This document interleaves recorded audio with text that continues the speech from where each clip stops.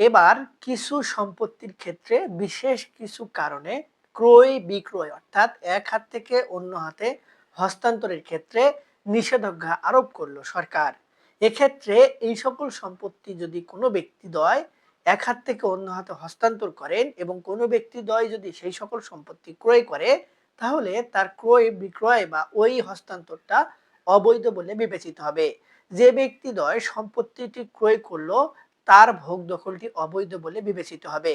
আজ কিংবা কাল তার ভোগ দখল বাতিল হবে এবং প্রযোজ্য কিছু ক্ষেত্রে বিধি নিষেধ না মানার কারণে সেই সকল ক্রেতা শাস্তির আওতায়ও আসতে পারে। সুপ্রিয় ভিউয়ার্স, কোন সম্পত্তির ক্ষেত্রে এমন নির্দেশনা বা বিধিনিষেধ আরোপ করা হয়েছে, আজকের এই ভিডিওটিতে এই বিষয়টি নিয়ে বিস্তারিত আলোচনা করব। ভিডিওটি দেখার পর যদি আপনাদের ভালো লাগে, আরো কোনো ভিডিও দেখার আগ্রহ জন্মায়, তাহলে আমাদের চ্যানেলটি সাবস্ক্রাইব করে রাখতে পারেন। আসসালামু আলাইকুম। সুপ্রিয় ভিউয়ার্স, আমরা অনেকেই আমাদের কষ্টে উপার্জিত অর্থ দিয়ে সম্পত্তি ক্রয় করার কথা চিন্তা করি বা করে ফেলি। এক্ষেত্রে আমরা অনেকাংশেই এই যে সম্পত্তি ক্রয় বিক্রয়ের যে নিয়ম কানুন কিংবা বিধিনিষেধ রয়েছে কিনা, বা কোন সম্পত্তিগুলো ক্রয় করা যাবে বা কোন সম্পত্তিগুলো ক্রয় করা যাবে না, এ বিষয়ে খুব কম সংখ্যক মানুষই সচেতন হয়ে বা খোঁজ খবর নিয়ে পরবর্তী পদক্ষেপ গ্রহণ করি বা সম্পত্তিগুলো ক্রয় করি। কিন্তু পক্ষান্তরে দেখা যাচ্ছে যে কিছু ব্যক্তি এই ধরনের সম্পত্তি ক্রয় করে সেগুলোর পরবর্তীতে ভোগ দখল রাখতে পারে না। এর পেছনে রয়েছে অনেক কারণ। এই জন্য যদি কোনো ভূমি মালিক সম্পত্তি ক্রয় করে, তাহলে তাকে কিন্তু অবশ্যই সম্পত্তি ক্রয় করার আগে সেই সকল সম্পত্তি ক্রয় করার উপযুক্ত কিনা সে বিষয়ে খোঁজ নিতে হয়। এই বিষয়টিকে আরো সহজ করে দিয়েছে বর্তমান সরকার। সরকারের পক্ষ থেকে কিছু সম্পত্তিকে ক্রয় বিক্রয় করার ক্ষেত্রে বিরত থাকার জন্য বিশেষ নির্দেশনা প্রদান করা হয়েছে।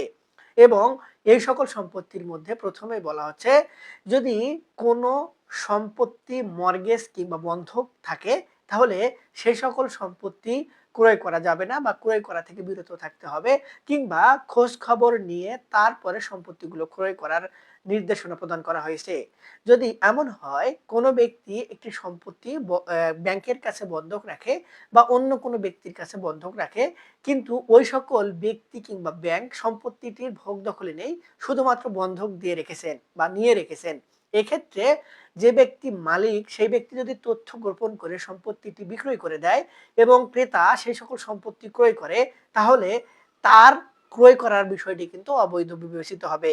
যেহেতু ওই সকল সম্পত্তি আগেই আইনি প্রক্রিয়ায় মেনে অন্য কোনো ব্যক্তির কাছে মর্গেজ কিংবা বন্ধক রাখা হয়েছে, সেক্ষেত্রে ওই সকল ব্যক্তি আগে সেই সকল বিষয় থেকে দায় মুক্তি নিলেই তবেই যে ব্যক্তি দ্বয় ক্রয় করেছেন সেই ব্যক্তি ভোগ দখল করতে পারবে। এক্ষেত্রে কোনো সম্পত্তি বন্ধক রাখা রয়েছে কিনা এই বিষয়টি সম্পর্কে বিক্রেতার কাছে সুস্পষ্টভাবে জানতে হবে। তিনি যদি তথ্য গোপন করেন, সেই বিষয়ে আপনি আদালতে গিয়ে পরবর্তী পদক্ষেপ গ্রহণ করতে পারবেন। যদি আপনি জেনে বুঝে করেন, সেক্ষেত্রে কিন্তু দায়ভার আপনার। যদি কোনো সম্পত্তি ব্যাংকের কাছে বন্ধক থাকে, তাহলে একটি বিষয় কিন্তু সুস্পষ্ট, সেটি হচ্ছে বন্ধকি সম্পত্তি নির্দিষ্ট মেয়াদের পর যদি বন্ধক ছুটিয়ে না নেওয়া হয় কিংবা ব্যাংকের লোন পরিশোধ করা না হয়, তাহলে ব্যাংক কিন্তু ওই সকল সম্পত্তি সর্বনিম্ন মূল্য মানে নিলামে উঠিয়ে দেয়। এক্ষেত্রে কিন্তু ব্যাংকের সেই আইন কিংবা সেই নির্দেশনা কিংবা সেই ক্ষমতা রয়েছে। এক্ষেত্রে আপনি সম্পত্তি ক্রয় করলেন কিন্তু ব্যাংকের কাছে আগেই বন্ধক নেওয়া রয়েছে কিংবা দেয়া রয়েছে, সেক্ষেত্রে ব্যাংক কিন্তু ওই সুযোগটি কাজে লাগাবে, আপনার বিক্রয় বা ক্রয়টা অবৈধ বলে বিবেচিত হবে। আপনি আইনি কোনো ফায়দা পাবেন না কিংবা কোনো উপকারের মধ্যে যেতে পারবেন না। এক্ষেত্রে যদি বিক্রেতা আপনাকে বিষয়টি অবহিত করে, তাহলে সেই মর্গেজ কিংবা বন্ধকটা আগে মীমাংসা করে তারপর সম্পত্তির দলিল হস্তান্তরযোগ্য তৈরি করে সেটি রেজিস্ট্রি করে সম্পত্তি ভোগ দখল করুন। যদি এক্ষেত্রে সেই সুযোগ না থাকে, তাহলে ব্যাংকের সঙ্গে যোগাযোগ করুন, পরামর্শ করুন, তারপরে তাদের পরামর্শের ভিত্তিতে সম্পত্তি ক্রয় করার উপযুক্ত হলে সম্পত্তি ক্রয় করতে হবে। সুপ্রিয় ভিউয়ার্স, এই বিষয়টি কিন্তু অত্যন্ত জটিল এবং অনেকেই কিন্তু এই সমস্যার মধ্যে পড়েন। এরপরে আরেক শ্রেণীর সম্পত্তির কথা বলা হচ্ছে, যদি দেবোত্তর কিংবা কোনো ধর্মীয় কিংবা কোনো রাষ্ট্রীয় প্রতিষ্ঠানের কোনো সম্পত্তি হয়, তাহলে সেই সম্পত্তিগুলো কিন্তু লিজ নেওয়া যায়। সেই লিজের সম্পত্তিগুলো দীর্ঘমেয়াদীও লিজ নেওয়া যায়। অর্থাৎ ৫০ বছর, ৯৯ বছরেও লিজ নেওয়া যায়। এই লিজের মেয়াদের কোনো সম্পত্তি কোনো ব্যক্তি ভোগ দখল করলে তিনি যদি অতি কৌশলে সেই সকল সম্পত্তির দলিল তৈরি করেন কিংবা রেকর্ড খতিয়ানে নিজের নাম অন্তর্ভুক্ত করেন ভূমি জরিপে, তাহলে ওই সকল সম্পত্তি কিন্তু ওই সকল ব্যক্তির চতুরতার সাথে বিক্রয় করতে চায়। তাহলে যারা সম্পত্তি ক্রয় করতে আগ্রহী তাদের বিষয়টি অবশ্যই খতিয়ে দেখতে হবে যে সম্পত্তির তফসিলে কি বলা রয়েছে, সম্পত্তিটি কতদিন ধরে ওই সকল ব্যক্তির ভোগ দখলে এবং যতদূর তল্লাশি দেওয়া প্রয়োজন বা তল্লাশি দেওয়া যায় ততদূর পর্যন্ত তল্লাশি দিয়ে দেখতে হবে সম্পত্তি হস্তান্তরটা কি মাধ্যমে, কোন মাধ্যমে এক হাত থেকে অন্য হাতে এসেছে। এরপরেই সম্পত্তি ক্রয় করার ব্যাপারে সিদ্ধান্ত গ্রহণ করতে হবে। তাছাড়া এই সকল সম্পত্তি কিন্তু ক্রয় করার কোনো সুযোগ নেই এবং বিক্রয়ও করার কোনো সুযোগ বা কাউকে ক্ষমতা প্রদান করা হয় না। তাই এই বিষয়টি নিয়েও সচেতন থাকতে হবে। এরপরে আরেক শ্রেণীর সম্পত্তির কথা বলা হচ্ছে, সেটি হচ্ছে নাবালকের সম্পত্তি। অনেক ক্ষেত্রেই অনেক পরিবারে পিতামাতা মৃত্যুবরণ করে, অপঘাতে মৃত্যুবরণ করতে পারে, রোগের কারণে মৃত্যুবরণ করতে পারে। এখন ওই সকল পরিবারে যদি কোনো নাবালক বা শিশু সন্তান থাকে তারাও কিন্তু সম্পত্তির ভাগ পাবে। এক্ষেত্রে ওই সকল নাবালকের অংশ বিক্রয় করার জন্য আদালত কর্তৃক নির্ধারিত একজন গার্ডিয়ান দেয়া থাকে বা এক্ষেত্রে যদি সম্পত্তি বিক্রয় করার প্রয়োজন হয় তাহলে আদালত কর্তৃক নির্দেশিত একজন প্রতিনিধি নিয়োগের মাধ্যমে সম্পত্তি বিক্রয় করার নির্দেশনা রয়েছে। এছাড়া কোনো ব্যক্তি ইচ্ছা করে তার অধিকারের বা তার ওয়ারিশান সম্পত্তি বিক্রয় করতে পারে না। এক্ষেত্রে পিতামাতাকে কিছু নির্দিষ্ট ক্ষমতা প্রদান করা হয়েছে, তবে সেক্ষেত্রেও সে বিষয়টি লিমিটেড। এই নাবালকের কোনো সম্পত্তি যদি কোনো ব্যক্তি ক্রয় করে তাহলে পরবর্তীতে এই নাবালক যখন সাবালক হবে তখন ওই সাবালক কিন্তু সম্পত্তি আপনার কাছ থেকে ছিনিয়ে নিতে পারে বা আইনি প্রক্রিয়ায় তিনি সম্পত্তি ফেরত নিতে পারবেন। আপনার যে ক্রয় করলেন সেই ক্রয়টা কিন্তু অবৈধ বলে বিবেচিত হবে। এক্ষেত্রে আপনার কোনো কিছু করণীয় থাকবে না যদি আইনি প্রক্রিয়ার মাধ্যমে আপনি সম্পত্তি ক্রয় না করেন। এরপরে আরেক শ্রেণীর সম্পত্তির কথা বলা হচ্ছে, সেটি হলো যদি কোনো ক্ষেত্রে কোনো সম্পত্তির ডকুমেন্টের ঘাটতি থাকে, অর্থাৎ অনেক সম্পত্তিতে দেখা যায় যে এই রেকর্ড খতিয়ানের সমস্যা থাকে। এই রেকর্ড খতিয়ানের সমস্যা যদি থেকে থাকে বা মাঠ পর্চার সমস্যা থেকে থাকে তাহলে সেই সমস্যাগুলো সমাধান করে তারপরে সম্পত্তি ক্রয় করতে হবে।